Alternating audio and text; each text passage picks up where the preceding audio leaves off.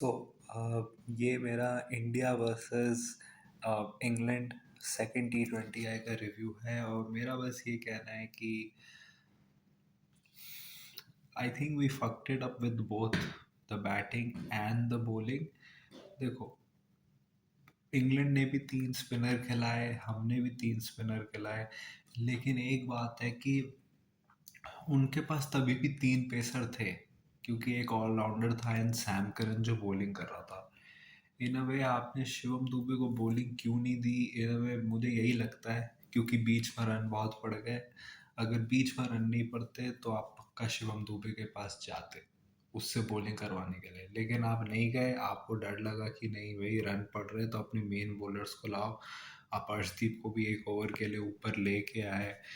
हर्षित का अच्छा दिन नहीं गया, लेकिन आपने उसको भी बहुत वेट करवाया। मेरे हिसाब से मैं स्पिनर्स में प्रॉब्लम थी जो मैंने देखी हुई नेट पे भी पढ़ी कि अक्षर के अलावा, आई थिंक कुशन सरकार ने डाला था, अक्षर के अलावा बाकी दोनों स्पिनर्स बस खींच खींच के फेंक रहे थे बॉल, तेज तेज फेंक रहे थे। और वो आईपीएल की आदत है इस ये सीज़न जो हुआ है, क्योंकि पिचेस इतनी फ्लैट थी।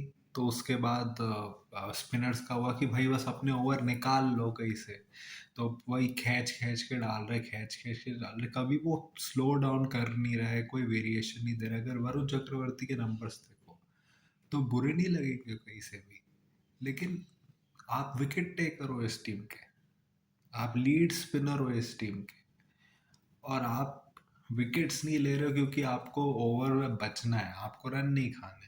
और बिश्नोई तो पता नहीं क्या हो गया आज बिश्नोई को। एक नो बॉल पहले भाई बेथल वॉज स्ट्रगलिंग, आपने उसको 17th ओवर में दो दो नो बॉल दे दी, 30 रन खा लिए। तो फिर तो ओवर मैच खत्म ही हो गया ना, क्योंकि इनको 4 ओवर में 49 चाहिए थे। अब देखो 4 ओवर में 49 बन जाते आजकल, क्योंकि अगर आपका एक ओवर भी 10-15 मतलब 15 रन का आ गया तो उसके बाद फिर सीधे pressure back to the bowling team हो जाता है कि भाई यार अगर एक और ओवर हमने दे दिया कहीं से भी जो बुरा चल गया तो हो गया अपना काम। तो मेरे हिसाब से इनको ये करने की ज़रूरत है कि एक तो आज शिवम दुबे को ट्रस्ट करना चाहिए था। मेरे पास पिच ऐसी थी जिस पे मुझे लगता है कि वो कर लेता काम, क्योंकि बाउंस अच्छा खासा मिल रहा था आपको, वो थोड़ा सा करता हो जाता। मतलब मे बी थोड़ा सा ट्रस्ट दिखाना चाहिए था आपको। दूसरा भाई, पिच जिस तरीके थी, हर्षित ने आज डिसअपॉइंट किया। बैटिंग में भी मैं कहूँगा कि आज मैं डिसअपॉइंटेड हूँ। अब अभिषेक जब आउट हुआ, यार वो बॉल फुल टॉस वाली थी, आपने उसको बेकार का हेलीकॉप्टर शॉट ट्राई करने के लिए आप आउट हो गए, स्पेशली जब लग रहा था कि आप टेक ऑफ कर रहे हो। सूर्यवंशी को मैं नहीं कहूँगा ज़्यादा क्योंकि उसका डेब्यू था, और देखो फील्ड वैसी सेट थी जिसपे कि वो शॉट बनता था। विल जैक्स ने आउट फॉक्स कर दिया उसको। लेकिन यही है कि पहले तो स्टार्टिंग में था कि ये लोग जज ही नहीं कर पा रहे थे कि बॉल क्या कर रही है, कहाँ जा रही है। मतलब बाउंस नहीं जज कर पा रहे थे अभिषेक और वैभव। जैसे अभिषेक ने कर ली जज, तो लू वो जो जॉश टंग था उसकी थोड़ी वेरी हो गई, तो उसके बाद तो हुआ। और यार हम लोग 130 for 3 थे at the end of 13 overs, और हमने एंड किया था 20 ओवर्स को 190, 190, 189, 190 for 7, उस पर हमने एंड किया था। यार ईशान किशन, यार 49 और 40 आप नहीं कर सकते, और वो क्लियरली दिख रहा था क्योंकि आपके रन नहीं आए हैं, तो आप जानबूझ के रोक रहे हो अपने आप को। अगर देखा जाए तो एक कैच भी ड्रॉप हुआ था जिसमें कि वो था डिफिकल्ट बहुत कैच, जिसमें एक हाथ से ट्राई किया था, लेकिन कैच ड्रॉप हुआ था। मेरा तो यही मतलब है कि भाई अब ईशान किशन के लिए कि यार अगर तुमने इतनी बॉलें खेल ली है और अगर तुम उस पे हो, तो यू बेटर मेक श्योर कि तुम उसको कन्वर्ट करके आओ। ये नहीं हो सकता 49 for 40 हो तो एटलीस्ट आपके अगले 5 बॉल में 20 रन तो होने चाहिए।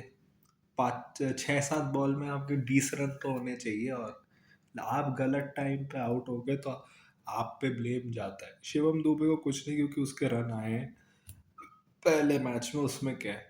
या अय्यर भी वॉज लुकिंग वेरी गुड, वो शॉट जो मारा वो हो गया हवा में, और फिर क्योंकि ऐसा लग रहा था ना, Shreyas was looking in very good touch, जिस तरीके से वो छक्के मार रहा था, चौके मार रहा था, वो भी गलत समय पे आउट हो गया। उस समय ऐसा लग रहा था कि वो finally he is taking of, की प्लेटफॉर्म सेट हो गया है, अब मैं ना अग्रेसिव होने का ट्राई करूंगा, और जैसे उसने अग्रेसिव होने का ट्राई करा वो तभी आउट हो गया।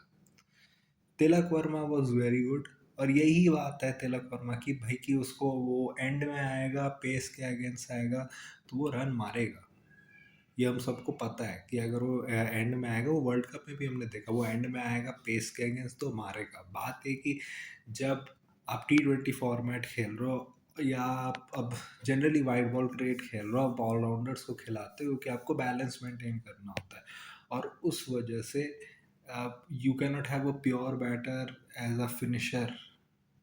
अगर वो टीम में है as a finisher also with allrounders, तो there will be many situation जब उसको ऊपर आके बैटिंग करनी होगी, क्योंकि आप ऑलराउंडर्स को उन सिचुएशन में ट्रस्ट नहीं करोगे। तो इसलिए अभी भी तिलक को स्पिन के अगेंस्ट अपने आप को करना होगा, क्योंकि ये वाली जो सिचुएशन है वो हर मैच में नहीं आएगी।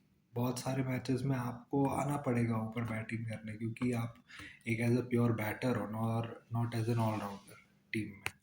अक्षर की batting is still very susceptible.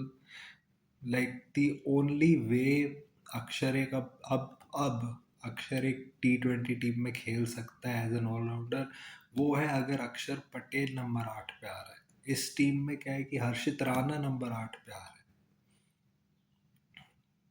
Harshit Rana number 8 पे आ रहा है, एक चीज़ क्लियरली दिख रही है कि उसकी बैटिंग ओडीआई में हमने ग्लिम्सेस देखे कि वो नंबर 8 पे बैटिंग कर सकता है, उसमें वो दिख रहा है, लेकिन वो अभी तक हमें T20 फॉर्मेट में नहीं दिखा है वो। और उसने ठीक तरीके से सोचा भी नहीं। जब वो एंड में तिलक वर्मा मार रहे थे, तुम्हें बैटर्स के वहां पे रन करने की क्या जरूरत है? तुम नॉन स्ट्राइकर पे रहो ना। वो आराम से अगर एक छक्का एक चौका और मार देता, आपके और रन हो जाते। थोड़ा सा और प्रेशर बनता है इंग्लैंड के ऊपर, एक साइकोलॉजिकल प्रेशर, अगर 200 तक हम कहीं से पहुंच जाते या फिर उसके आसपास पहुंच जाते तो। और ऐसा नहीं कि इंग्लैंड बैटर्स ने स्ट्रगल नहीं किया, हमने भी उनको 51 फॉर 3 कर दिया था। उसके बाद और उनके भी बैटर्स ने मतलब किया भाई, मतलब बैंटन भी कुछ ऑलमोस्ट रन बॉल टाइप पे आउट हुआ, हैरी ब्रुक ने अच्छा खेला, लेकिन उसके अलावा अगर आप देखो तो फिर बेथल तो एक समय सेम सिचुएशन में था ना, लेकिन उसको एक मौका मिल गया, एक ओवर मिल गया जिससे उसने मैच को ख़त्म ही कर दिया। तो तो यही बात है। और श्रेयस अय्यर के लिए थिंग्स आर लुकिंग बैड, क्योंकि भाई अब जब आप आके सीधे पोस्ट मैच में कह रहे हो ये रवि बिश्नोई की गलती थी, उसको ये चीज़ें इम्प्रूव करनी पड़ेगी, आपने जिस तरीके से वो कहा और जिस वर्ड्स को आपने यूज़ किया, वो दिख रहा है कि अब आपको डर लग रहा है, फ्रस्ट्रेटेड हो, क्योंकि आपने आयरलैंड में मिस्टेक्स होने के बाद भी आपने जनरली किसी को पॉइंट आउट नहीं किया, आपने कहा ठीक है अगले मैच में हो जाएगा। अब जब इस मैच में हुआ, क्योंकि आपको डर है कि अब अगर आप सीरीज भी हार सकते हो, क्योंकि एक मैच तो वॉश आउट हो गया, अब आपके पास कितने मैचेस बचे हैं? अब 3 मैचेस बचे हैं।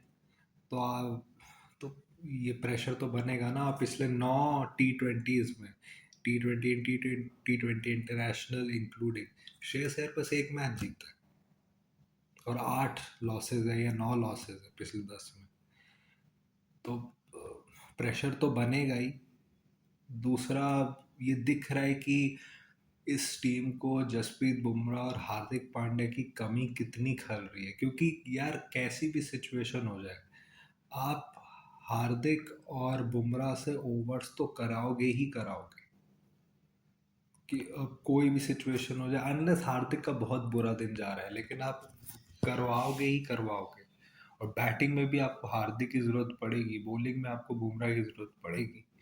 तो ये दिख रहा है कि ये टीम अभी भी बॉलिंग में कितना डिपेंडेंट है इन दोनों लोगों के ऊपर। और यार ऐसा हो नहीं सकता कि आप बस, आई गेट इट कि आपके बहुत ज़्यादा इम्पोर्टेंट पार्ट्स हैं टीम के, लेकिन ये नहीं हो सकता कि आप इतने इतने डिपेंडेंट हो जाओ किसी के ऊपर, क्योंकि हमेशा तो खेलने नहीं वाले।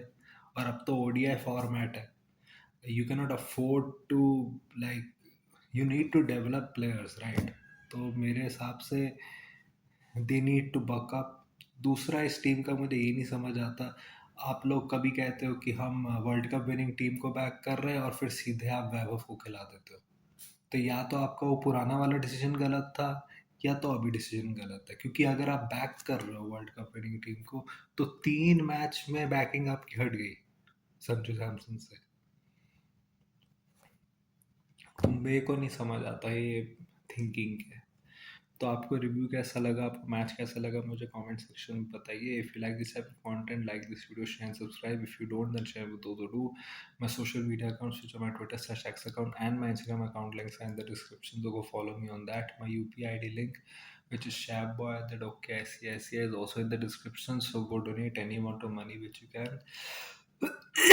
Just can help me make YouTube a permanent career option. So that was it for today. So thank you, goodbye, Aluda.